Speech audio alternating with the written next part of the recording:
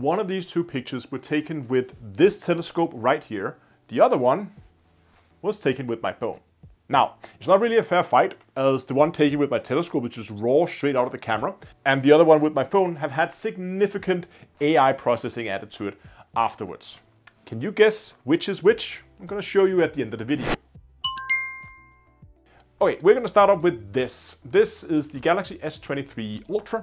That is the phone that has the space zoom. And now, before all of you guys are running into the comment section and screaming AI trickery, cheating, I've taken care of that, so don't worry. So I could actually go in, and by using the Pro camera feature inside the phone, I could basically get the raw pictures out that the phone was taken.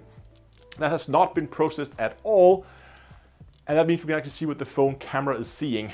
So I've actually taken two pictures with this phone. I took one where I allowed it to use all of its AI magic trickery, and then one where we just got the raw picture. I'm going to show you the full AI cheating picture at the end, but I just want to show you what we could see just straight out of the camera first. So this is the picture. This is what the camera sensor sees. It's obviously like cropped in quite a lot because the moon was just basically like, I think I measured it 50 pixels across. That's it, 50 pixels from one edge to the other edge of the moon. It's very small. There's not a lot of data to work with here. It's also slightly overblown. I could probably have pushed it down a little bit, but to be realistic, there's so little to work with here that you're not going to be able to see much anyway. So you could probably recognize this as being the moon if I told you that it was, but I'm not sure. It could also just be like a weird blob of light, right? So not really that great. So we're going to move up to something a little bit more beefy. We're going to move over to this. This is my mirrorless Canon RA. This is Canon's dedicated Astro mirrorless camera. I'm going to be checking it with two lenses. First, we're going to be using this. This is a Canon 50mm lens. It's a normal, like, standard what you would use for like portrait photography and everyday photography. It's not really a astrophotography lens as per se. Let's go ahead, get that mounted on there. Let's go and take a picture. It's better. It's not by much, but it's better than what we got with the phone. The phone was very pixelated. This is just a little blurry, which is just because we're pushing this lens way further than it's supposed to. A step in the right direction, but probably not something you would use for moon photography. So I think for that, we're gonna need something like this. This is a 70 to 200mm tele zoom lens.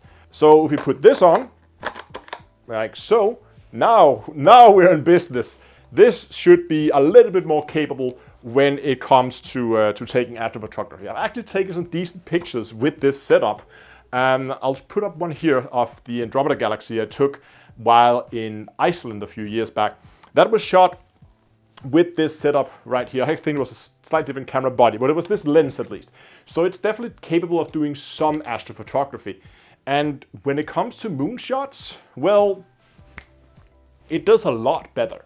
We can really see how much of a difference it makes just going up that 4x from 50 to 200mm.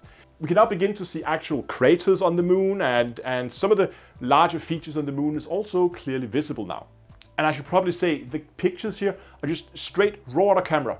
I have done no post-processing to them, and all the pictures were shot on the same night. So they were shot at the same location with the same seeing right after each other. I think all the shots were shot within like 30 minutes. Okay, it's time to bring out the big guns. We're gonna bring out this telescope. This is my Meade LT8. That's an 8-inch Schmidt-Cassegrain telescope with a 2000mm focal length.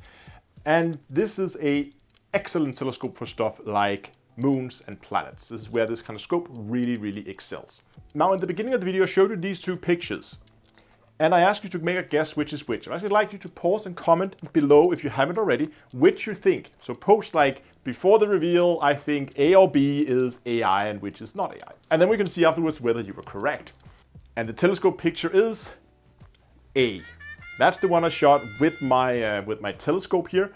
And the other one is the one from the phone. Now, if we just take the original phone picture, put it up next to it, you can see how much work that post-processing AI has done to this picture. And this is why this phone has had such a reputation for just right out cheating it, because this is beyond just touch-ups. This is outright generating information that was not in the original picture. However, it is far from perfect, because it's clear that the telescope does a much better job. And as soon as we begin to just look at a little bit more details, the AI picture just completely falls apart. You will of course notice that the picture taken here with my telescope is much, much sharper. We have a lot more details.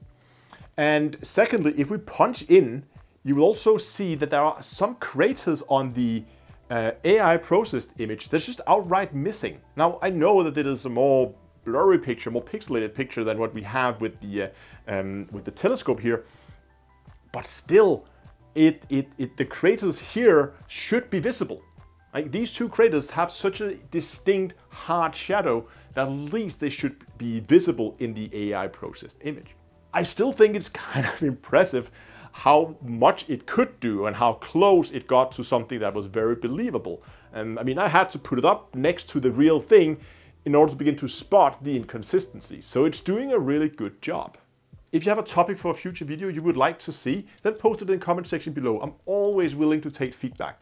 And while you are heading down there, maybe drop by the subscribe button and just verify that you click that, and maybe jump into the description and go to deepspacebooks.com and check out my book, The Cosmic Field Guide.